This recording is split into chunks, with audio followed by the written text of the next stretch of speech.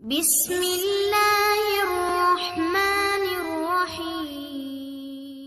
جیسا کہ آپ لوگ جانتے ہیں قیامت سے پہلے دجال اس دنیا میں نازل ہوگا جو 40 دن تک دنیا میں تباہی پھیلائے گا، لیکن ایک شخص ایسا بھی ہے جس نے اس دنیا میں دجال کو دیکھا ہے۔ نبی کریم صلی اللہ علیہ وسلم نے نماز کے بعد تمام لوگوں کو جمع کر کے فرمایا، میں نے تمہیں ڈرانے کے لیے نہیں بلایا ہے بلکہ میں چاہتا ہوں کہ تم تمیم داری کی بات سن لو۔ وہ ایک عیسائی تھے، میرے پاس آئے اور اسلام قبول کر لیا۔ انہوں نے مجھے کچھ ایسا بتایا ہے جو میں نے تمہیں پہلے بتایا تھا۔ وہ 30 آدمیوں کے ساتھ ایک کشتی میں بیٹھ کر سفر میں گئے جن کا تعلق بنو لخم بنو جدم سے تھا۔ سمندر کے لہروں نے کشتی کو ایک ماہ تک بھٹکائے رکھا، پھر موج مغرب کے وقت اسے ایک جزیرے کے قریب لے گئی۔ وہاں ان لوگوں نے ایک عجیب مخلوق دیکھی جس کے سر پر اتنے گھنے بال بکھرے ہوئے تھے کہ چہرے اور گردن میں فرق کرنا دشوار تھا۔ انہوں نے کہا، تم پر لعنت ہو، کون ہو تم؟ اس نے جواب دیا، میں جساسا ہوں۔ تم اس آدمی کے ساتھ رہبن خانہ یعنی مندر میں جاؤ، وہاں ایک آدمی تمہارے بارے میں جاننا چاہتا ہے۔ پھر جساسا نے ان سے ایک فرد کا نام لیا تو وہ خوف زدہ ہو گئے کہ کہیں وہ شیطان نہ ہو۔ پھر وہ تیزی سے اس کے ہمراہ مندر میں گئے جہاں انہوں نے ایک ہٹا کٹا شخص دیکھا جس کے ہاتھ اس کی گردن سے بندھے ہوئے تھے اور اس کے پاؤں میں ٹخنوں تک بیڑیاں پڑی ہوئی تھی۔ انہوں نے کہا، تمہارا ناس ہو، تم کون ہو؟ اس نے کہا، تم جلد ہی مجھے جان جاؤ گے، تم اپنے بارے میں بتاؤ، تم کون ہو؟ انہوں نے بتایا، ہم عرب ہیں۔ جساسا نے ہم سے کہا کہ تم بے چینی سے ہمارا انتظار کر رہے ہو، اس لیے ہم تیزی سے تیری طرف آئے، یہ سمجھ کر شاید تم شیطان ہو۔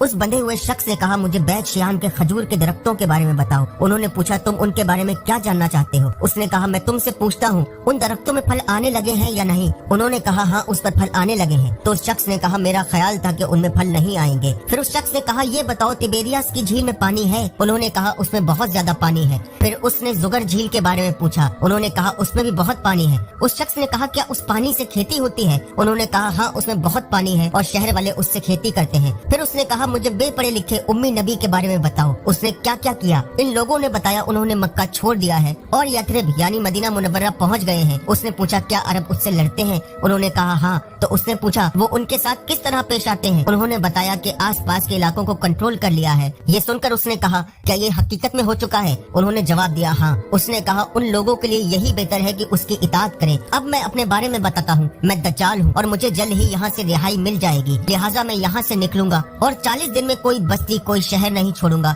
سوائے مکہ اور طیبہ کے۔ ان 2 جگہ پہ میں داخل نہیں ہو سکتا۔ ایک فرشتہ تلوار لیے میرا مقابلہ کرے گا اور ہر راستے میں فرشتے میرا راستہ روکیں گے۔ پھر اللہ کے رسول صلی اللہ علیہ وسلم نے منبر پر اپنا عصا مارا اور فرمایا، طیبہ کا مطلب مدینہ ہے، کیا میں نے تم سے دجال کے متعلق یہی بات نہیں کہی تھی؟ لوگوں نے کہا، ہاں۔ اس پر رسول اللہ صلی اللہ علیہ وسلم نے فرمایا، مجھے تمیم داری کا یہ بیان پسند ہے کیونکہ وہ میری اس بات کی تصدیق کرتا ہے جو میں نے دجال کے مکہ اور مدینہ میں داخل نہ ہو سکنے کے بارے میں کہی تھی۔ دیکھو، دجال شام کے سمندر یا یمن کے سمندر میں نہیں ہے بلکہ وہ مشرق میں ہے، وہ مشرق میں ہے، وہ مشرق میں ہے۔ پھر آپ صلی اللہ علیہ وسلم نے اپنے دستے مبارک سے مشرق کی طرف اشارہ کیا۔